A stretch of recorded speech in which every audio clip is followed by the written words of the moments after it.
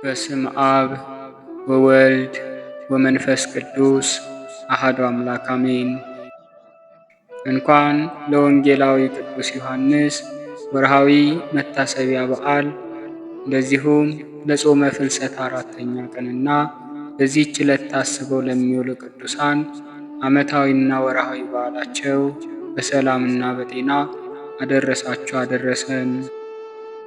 ክቡራን የቴዎቶኮስ ሚዲያ ተከታታዮች፣ የልዑል እግዚአብሔር ቤተሰቦች፣ ዛሬ ነሐሴ 4 በዚች ቀን የወንጌላዊ የቅዱስ ዮሐንስን ዜና ገድልና የዕለቱን ስንክሳር እንደሚከተለው እናሰማለን። ከጅማሬያችን እስከ ፍጻሜያችን ድረስ የአብ ፍቅር፣ የወልድ ምሕረት፣ የመንፈስ ቅዱስ ኅብረት አንድነት ከእኔም ከእናንተም ጋር ጸንቶ ይኑር አሜን።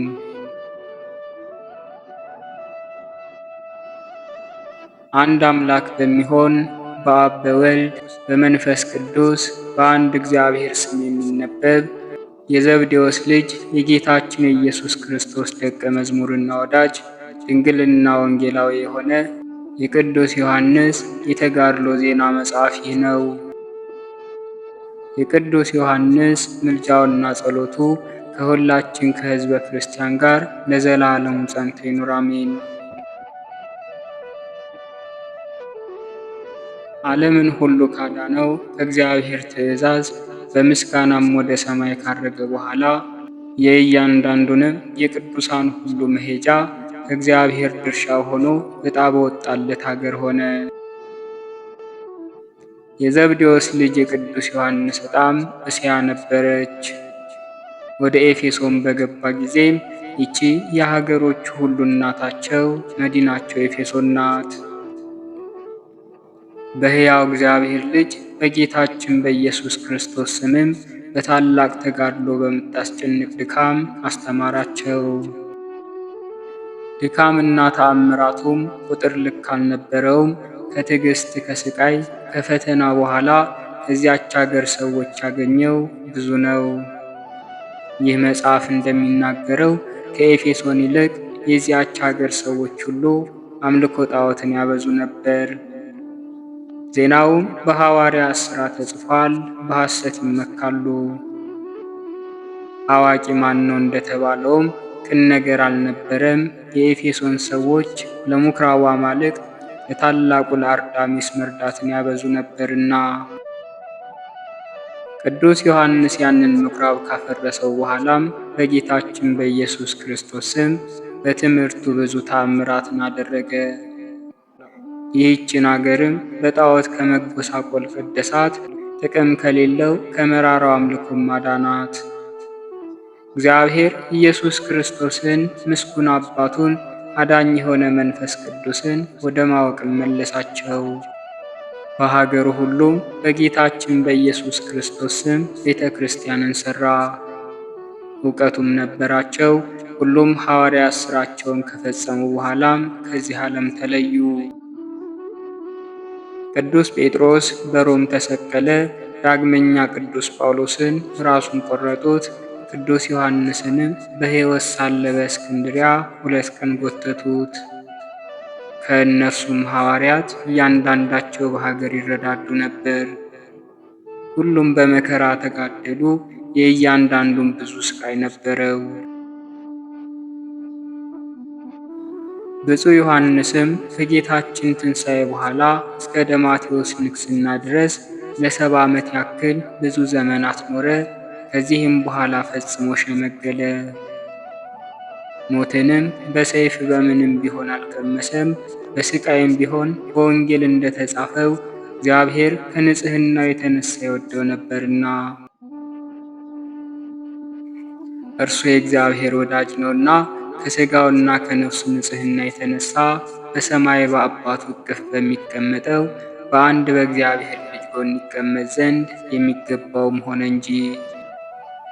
ልቦናን ሁሉ ከፍ የሚያደርግ የመላእክትን ወንጌል ከጻፈ በኋላም አቡ ቀለምሲስ ተባለ። ፍጥሞ በተባለ ደሴት ምሉዕ የሆኑ የእግዚአብሔርን ምስጢራት ተመለከተ። እግዚአብሔርም ስሙ ይባረክና ከዚህ ዓለም ድካም ያድነው ዘንድ ወደደ። ብፁዕ ዮሐንስም ፈጽሞ በእግዚአብሔር ተደሰተ። በኤፌሶን የተሰበሰቡትም ከእርሱ ጋር ተደሰቱ። እግዚአብሔር ጌታችን ኢየሱስ ክርስቶስን በመልኩ በአካል በማየታቸው ተደሰቱ አላቸው። በሁሉም የሰንበት ቀን የተሰበሰበው ሁሉ ሕዝብ በመንፈስ ይደሰት ነበር። የሕፃናት ቤተ ክርስቲያናቸው በምትሆን በሰማያዊቷ ኢየሩሳሌም እንደሚኖሩትም መንፈሳዊ ዝማሬና ምስጋናን አቀረቡ። ወንጌላዊ ቅዱስ ዮሐንስም መንፈሳዊት በሆነች አነጋገር ለሕዝቡ ማስተማርን አስቀደመ። የተወደዳችሁ መንፈሳውያን የመልእክት ተባባሪዎች ወንድሞቼ ሆይ በእግዚአብሔር በጌታችን በኢየሱስ ክርስቶስ መንግሥት በእናንተ እጅ በእኔም እጅ እግዚአብሔር ጌታችን ኢየሱስ ክርስቶስ ያደረገውን ስንቱን ተአምር ተመለከታችሁ። ትምህርቱ መንፈሳዊ ነው። ጸጋውስ ምን ይበዛ! እውቀቱ፣ ትእዛዙ፣ መረጋጋቱ፣ ክብሩ ዓይናችሁ እንዲያይ ጆሮአችሁም እንዲሰማ በቸርነቱ ብዛት ከእርሱ ያገኛችሁት ታላቅነት ምን ያክል ነው! ነገር ግን በዓይኖቻቸው የተገለጠች አይደለችም። ሕጎችን ለመፈጸምና ብፁዕ ለመሆን ዝግጁዎች እንድትሆኑም ከልባችሁ ትጉዎች ሁኑ። በሥራችሁና በእግዚአብሔር በጸናችሁ ጊዜ እናንተ ብፁዓን ናችሁ ብሏልና። ያለ ስንፍና በየጊዜያቱ ሁሉ የምትሰሩ ሁኑ፣ እናንተ መረጋጋትን አውቃችኋል። ይህም እግዚአብሔር ጌታችን ኢየሱስ ክርስቶስ እናንተን ለማዳን ያደረገው ምስጢር ነው። ወንድሞቼ ሆይ ከእርሱ የተነሳ እየፈራችሁ በአንደበቴ ለማዳዎች እንድትሆኑ ይማጸናችኋል። መንፈስ ቅዱስን አታሳዝኑ፣ አትፈታተኑት፣ አትናቁት። በእናንተ ላይ የምትመጣ የምትወርድ የልቦናችሁን ምስጢር እርሱ ያውቃልና። ሥራችሁን ወንጀላችሁንም ሁሉ ያውቃልና እግዚአብሔርን አታሳዝኑት። መሐሪ ነው፣ ይቅር ባይ ነው፣ ታጋሽ ነው፣ ለተለዩትም የተለየ ነው። ጉስቁልና ርኩሰትም የለበትም፣ ሽንገላ ቁጣ የለበትም። እርሱም ብቻ ለሚወዱት ጣዕሙ የሚናቅ አይደለም። ከስሞች ሁሉ በላይ የሆነ ስሙም እግዚአብሔር ነው። በመመለሳችሁ በቀናች መንገዳችሁ ይደሰት ዘንድም በእርሱ የጸናችሁ ትሆኑ ዘንድ ይገባል እንጂ። በሕይወታችሁ ይደሰታል። ይኸውም መታገስ መከራን መቀበል ነው። በበጎ ሥራችሁና ብዙ መከራን በመታገሳችሁም ይደሰታል። በንጽሕናችሁ እርሱም በመውደዳችሁም ይደሰታል። ይቅርታችሁን ያፋጥናል፣ ንስሐችሁንም ይቀበላል። ከክፉ ነገር ብዙ ብታደርጉም ትእዛዙን መከተል ችላ አትበሉ። በንጹሕ ሕሊና ወደ እርሱ ከተመለሳችሁም ስለ ሰው ልጆች ጥፋት ስለሚያዝን ልመናችሁን ይቀበላል። ዘማዊ ወደ እርሱ በተመለሰ ጊዜ በእውነት እንዲድን ይቀበለዋል። ዳግመኛ ቢመለስም ይነሳል። ከእግዚአብሔር ምሕረት ብዛት የተነሳም መንገዱን ያቀናለታል። ይቅርም ይለዋል። በክፉ ሥራውም የሚኖር በእግዚአብሔር ምሕረትም የማያምን ከሆነ ያውቀዋል። እግዚአብሔር ክፉ ነገር የሚያገኛቸውን ይጠብቃል፣ ዘላለማዊ ይቅርታንም ይሰጣቸዋል። ወንድሞቼ ሆይ እላችኋለሁ፣ እኔ እግዚአብሔር ያዘዘኝ በመሆኔ የትእዛዜን ፍጻሜ አፋጥናለሁ አለ። ቅዱስ ዮሐንስም ወንድሞቹን አዘዛቸውና ተነስቶ ቆመ። እጆቹንም ወደ ሰማይ ዘረጋ፣ ተማጸነም። ጌታዬ እግዚአብሔር ኢየሱስ ክርስቶስ ሆይ በልቦናችንም የመዳንን ዘር ዘራ። እርሱ ብቻውንም በነፍስና በሥጋ መዓዛ ያሳምራል። ብቻውን የዋህ ነው፣ ልቡም ትሑት ነው። ይቅር ባይ ሰውን ወዳጅም ነው። ብቸኛም ነው። በሁሉም ጊዜ ያለ እውነተኛ ፈራጅ ነው። ጌታችን ኢየሱስ ክርስቶስ ቦታ አይወስነውም። በእርሱ ስም የሚተማመኑትንም ሁሉ በምሕረቱ ብዛት ይጠብቃቸው። እንደዚሁም ሁሉ ሁላችንን ይጠብቀን። በየቦታው ሁሉ ያለ የአሳሳቹን ጥበብና ፈተናውን ምን ያክል እንደሆነ አንተ ታውቃለህ። በስልጣንህ ታጠፋው ዘንድ ማልድሃለሁ አለ። ጸሎቱን በጨረሰ ጊዜ ኅብስቱን ይዞ እንደዚህ እያለ አመሰገነ። በረከት የታለ? የሕይወት ትምህርትስ የት ነው? መገዛት የታለ? ምስጋናስ የት ነው? በሚፈተተው በዚህ ኅብስት ያለ ይህ ስም ከየት ነው? ኢየሱስ ክርስቶስ ከተባለው ስምህ ብቻ በቀር አለ። ስሙ አዳኝ መድኃኒት ነው። ይህ ኅብስትም ዓለምን ለማዳን ከሰማይ የወረደ ነው። እናመሰግንሃለን። አንተ የሕይወት ቦታ መንገድ ሆንከን። አንተ ሁሉንም በቃል ፈጥረሃልና። አንተ መሪ ነህ፣ የጸጋ በር አንተ ነህ። አንተ ጨው ነህ፣ አንተ የዕንቁ መዝገብ፣ የሕይወት መረብ ነህ። እውነት ኃይል፣ ጥበብና መጠጊያም ነህ። ለአንተ ምስጋና ይገባል ለዘላለሙ አሜን። ቅዱስ ዮሐንስም ጸሎቱን ከፈጸመ በኋላ ከተባረከው ኅብስት ለራሱ ወሰደ። አስቀድሞም እርሱ ተቀበለ፣ ለተሰበሰቡትም ሰጣቸው። ለእርሱ የተዘጋጁ የሆኑ ዘንድም ማለደ። ሰላምንም ሰጣቸው፣ ወደ ማኅበራቸውም ላካቸው። ከዚህ በኋላም ተማሪው አብሮኮሮስ ከወንድሞቹ ሁለቱን ይወስድ ዘንድ ጠየቀው። ከእርሱ ጋርም መንሹና ሞፈሩ ነበር። እንዳዘዘውም አደረገ። ከእነርሱ ጋር በስውር ወደ ውጭ ወጣ። ሲሄድም ትእዛዙን ተቀበልን፣ እንዳዘዘንም አደረግን። ልብሶቹን አወረደ፣ በመቃብርም ተቀመጠ። በእርሱ ላይም ቆመ፣ በፍታንም ለበሰ። እጆቹንም ወደ እግዚአብሔር ዘረጋ፣ ወደ ምስራቅም ተመለከተ። እንደዚህም እያለ ጸለየ። በተቀደሰው ስምህ አስተምር ዘንድ ለአንተ ደቀ መዝሙርነት በችግሬ የመረጥከኝ ጌታዬ ኢየሱስ ክርስቶስ ሆይ በቅዱሳን ነቢያት አንደበት አስቀድመህ አስተማርክ። በፍጹም ልቦናቸው ለመዳን የሚሹትንም አንተ ዘወትር ታድናቸዋለህ። የመጀመሪያው አንተ ነህ። ፍጥረቱ ሁሉ ያውቅ ዘንድ ራሱን ሰጠ። ሕዝቡን ሁሉ ያረጋጋ ዘንድ ከእነርሱ ታላቁንም ታናሹንም አይጥልም። ለሰውነቱም የተለመደች አደረጋት። የዋህ ነው። የሞተች ስትሆን ተገለጠላት፣ ተቀበላት። እርሷም በኃጢአት ጎስቋላና የተቀባች ነበረች። ለእርሱም ንጹሕ ሙሽራ አደረጋት። እጇንም ይዘህ ከሰይጣን ውድቀት ፈተና ዳንካት፣ ከሰይጣኑም መለስካት። ከእግሯ በታችም ድካምን አደረግ። እርሱ ብቻውን ቅዱስ ነው፣ ሰውን ወዳጅ ነው። አምላክ ኢየሱስ ክርስቶስ በቅዱሳን መካከል ይኖራል። በመታሰቢያው የሚንቁት አይደለም። የሰማያውያን ደስታ ለሚፈሩት በመሬትና ከመሬት በታችም ላሉት ለበጎ ሰዎችም ደስታቸው ነው። ዝግጁ ሆነው ለሚቀበሉትም ክብሩንም ለሚያመሰግኑና ቅን ልቡና ላላቸው ሰዎች ጠባቂያቸው ነው። እኔ አገልጋይህ ነኝና ተቀበለኝ። ከዚህ ከኃላፊው ዓለም ድካም ታድነኝ ዘንድም እንደ ቃልህ እንደ ትእዛዝህ ታድነኝ ዘንድ ይገባል። ጌታዬ ሆይ አመሰግንሃለሁ። ከዚህ ከዓለም ጉስቁልና አንተ በንጽሕና ጠበቅከኝ። አቤቱ አንተ የመረጥከኝ፣ አንተን መፍራት በልቦናዬ ትደር። የኃጢአትን ፍላጎትም ከእኔ አርቅ። በእርሷም ችዬ የሥጋን ፍላጎትና መናወፅን ሁሉ አስወገድኩ።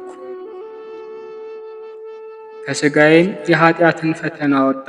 ሰውነቴም የምትነድ ክፉ ተግባርን እንድትንቅ አደረግካት። የከበበችኝን የኃጢአት ሰንሰለትን ቆረጥክ። መንገዴንም ያለ ሐሰት የቀናች አደረግካት። መጀመሪያም ስህተት የሌላት የቀናች ሃይማኖትን ሰጠኸኝ። በውስጤም ሕግን ጻፍክልኝ። እስከምሻ ድረስም ከአንተ ብቻ በቀር ለሌላ አላደረግከኝም። ሌላው ታላቁ ተግባርስ ምንድን ነው? ከአንተ የሚከብር የሚወደድ የሚጣፍጥ ማን ነው? የሚመስልህስ ማን ነው?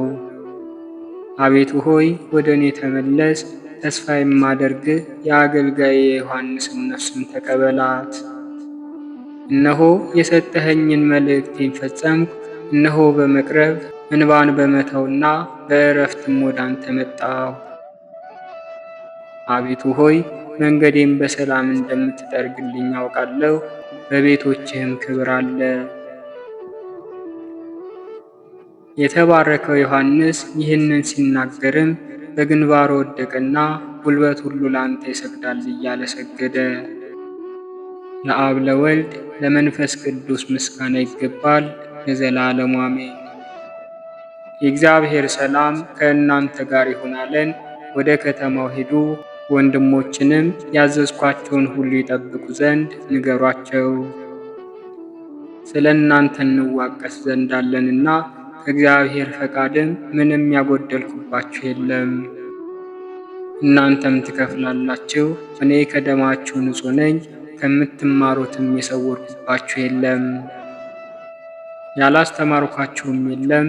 ትጠብቁ ዘንድም ከእኔ ተምራችኋል። እንዳይፈረድባችሁ ፍርዳችሁም እጥፍ ድርብ እንዳይሆንባችሁ ጌታችን እንደተናገረ ብዙ የሰጣቸውን ብዙ ይፈልጉባቸዋልና። እርሱ ጌታችን ኢየሱስ ክርስቶስም ለዘላለሙ ከእናንተ ጋር ይኖር ያጽናችሁ፣ ከኃጢአት ብቻ በቀርም ፈቃዳችሁን ይፈጽምላችሁ።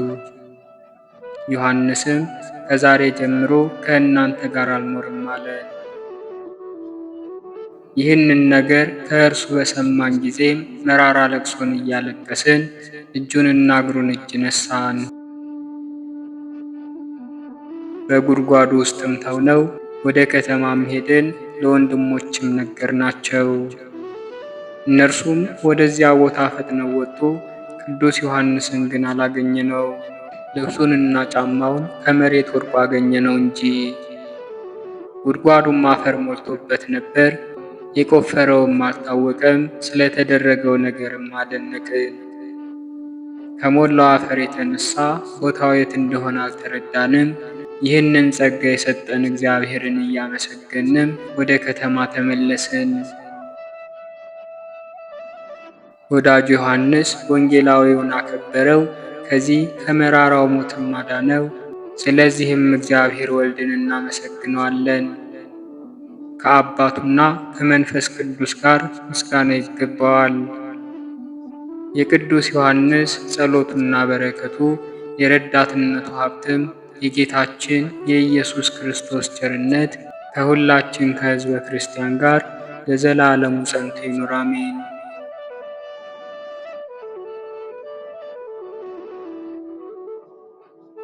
በወርሃ ነሐሴ በአራተኛው ቀን የሚነበብ የስንክሳር መጽሐፍ። አንድ አምላክ በሆነ በአብ በወልድ በመንፈስ ቅዱስ ስም ነሐሴ 4 በዚች ቀን ከዳዊት ዘር የሆነ የአካዝ ልጅ ሕዝቅያስ ንጉሥ አረፈ። ከጻድቁ ንጉሥ ከዳዊት በኋላ እንደ ሕዝቅያስ ያለ በእስራኤል ውስጥ አልተሾመም። ከዚህ ጻድቅ ንጉሥ በቀር ሁሉም ጣዖትን አምልከዋልና መሠዊያም ሰርተዋልና።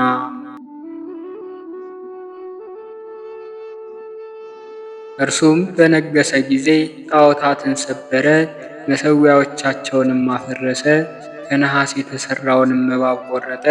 የእስራኤል ልጆች አምልከውት ነበርና። እግዚአብሔርም ዘመነ መንግሥቱን እጅግ አሳመረለት፣ በጎ ነገርንም ሁሉ ሰጠው። ሕዝቅያስም በነገሰ በ14ኛው ዘመን የፋርስ ንጉሥ ሰናክሬም መጥቶ ኢየሩሳሌምን ከበባት።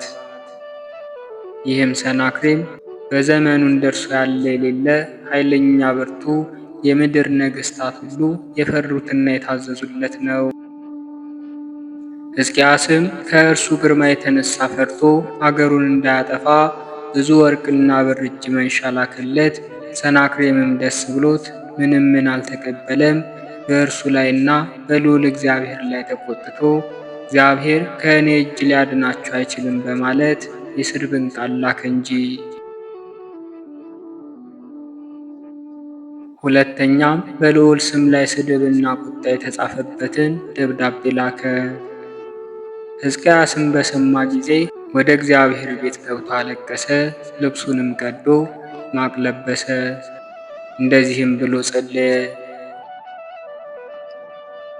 አቤቱ የእስራኤል አምላክ በኪሩቤል ላይ የምትቀመጥ አንተም ብቻህን በዓለም መንግስታት ላይ ንጉሥ የሆንክ አንተም ሰማይና ምድርን የፈጠርክ ልመናዬን አድምጥ። ዓይኖችህን ገልጠህ ተመልከት። ሕያው እግዚአብሔር አንተን እያቃለለ ሰናክሬም የላከውን ቃሉን ስማ። ከዚህም በኋላ ንጉሥ ሕዝቅያስ የፋርስ ንጉሥ ሰናክሬም የተናገረውን ስለ እርሱና ስለ ሕዝቡ ይጸልይ ዘንድ ወደ ኢሳይያስ መልእክተኞችን ላከ። ኢሳይያስም ከእግዚአብሔር ቃል ተቀብሎ እንደዚህ ብሎ መለሰለት። ልብህን አጽና፣ አትፍራ። በዓለሙ ሁሉ እንደርሱ ያለ ያልተሰማ እጹብ ድንቅ የሆነ ሥራ በሰናክሬም ላይ ሊሠራ እግዚአብሔር አለውና።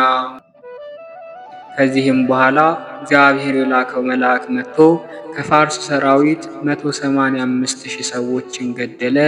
የለኪሶም ሰዎች ሲነጋ በተነሱ ጊዜ የሞቱትን ሰዎች ሬሳ ሁሉ አገኙ።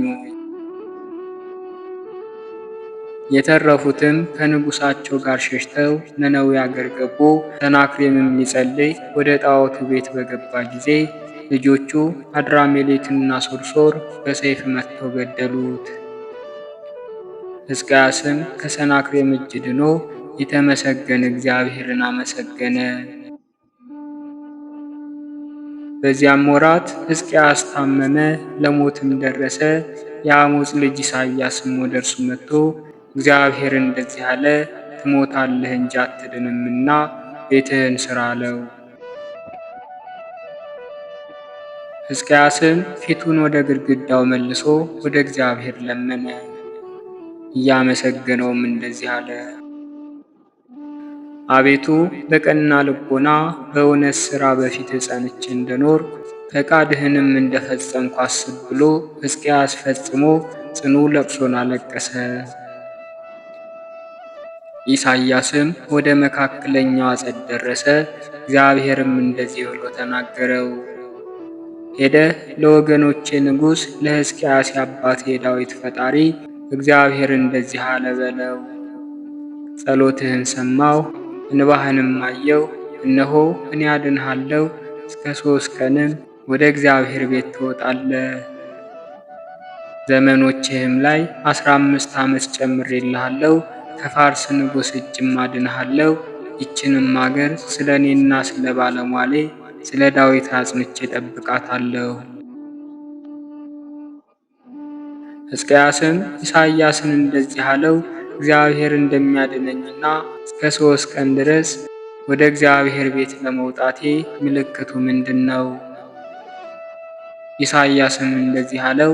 የተናገረውን ቃል ያደርግ ዘንድ ከእግዚአብሔር የተገኘ ምልክቱ ይህ ነው። እነሆ ጥላው ወደ 10ኛው እርከን ቢመለስ ምልክቱ ይህ ነው። ሕዝቅያስም እንደዚህ አይደለም፣ የጥላው ወደ 10ኛ እርከን መመለስ ቀላል ነው። መመለስ እስከሆነ ፀሐይ ወደ 10ኛው እርከን ይመለስ አለ። ኢሳይያስም ወደ እግዚአብሔር ጮኸ፣ ፀሐይም 10ሩን እርከን ተመለሰ። ሕዝቅያስም የምድር ነገሥታት ሁሉ ፈሩት፣ እጅ መንሻንም አገቡለት። የእግዚአብሔር ኃይል ከእርሱ ጋር እንዳለ አውቀዋልና። በመንበረ መንግሥቱም 29 ዓመት ነግሶ ኖረ። እግዚአብሔርንም አገልግሎ በሰላም አረፈ። ለእግዚአብሔር ምስጋና ይሁን፣ እኛንም በጸሎት ይማረን ለዘላለሙ አሜን። በዚህችም ቀን የከበሩ ዳዊትና ወንድሞቹ ከግብፅ ደቡብ ስንካር ከሚባል አገር ፊልጶስም በሰማዕትነት ሞቱ። በረከታቸው ከእኛ ጋር ትኖር ለዘላለሙ አሜን። ዳግመኛ በዚህች ቀን እንደ በግ የፀጉር ልብስ ለብሶ በበረሃ የሚኖር አባ ማቴዎስ አረፈ። እርሱም መርምህናምን ያሳመነው ሳራንም ከለምጽ ያነጻት ነው። በረከቱም ከእኛ ጋር ትኑር ለዘላለሙ አሜን። አነሳስቶ ላስጀመረን አስጀምሮም ላስፈጸመን ለኃያሉ አምላካችን ክብርና ምስጋና ይድረሰው የቅዱስ ዮሐንስ ወንጌላዊም ጸሎቱና በረከቱ አይለየን። የጻድቃን የሰማዕታትም ጥበቃቸውና ረድኤታቸው ከሁላችን ጋር ይሁን፣ አሜን። ወስብሐት ለእግዚአብሔር ወለወላዲቱ ድንግል ወለመስቀሉ ክቡር። ይቆየን።